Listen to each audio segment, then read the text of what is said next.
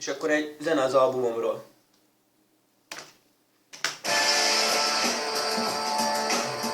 Ja, aha. Ja. Jó. Figyelj.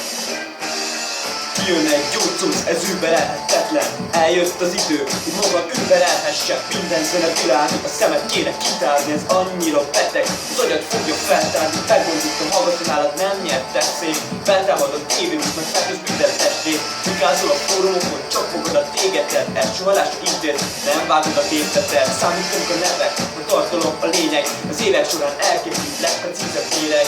Mindent jobb pantit is elkezdod a keverést. A lepörgetett százszor talán megérted a negyedét. Változtak a nézetek, a szarab egyből lájkol. Így sem ér a zenét érteni, kérne jó fásol. Külföldet veszed alapul, itt a hazja, a mértes jöhet. Anyanyelven beszélünk, mégis szótár kéne. Nem egymást kell támadni, a gyengébb kutyok ugat mindenkinek más teszik, te is járt a saját utat.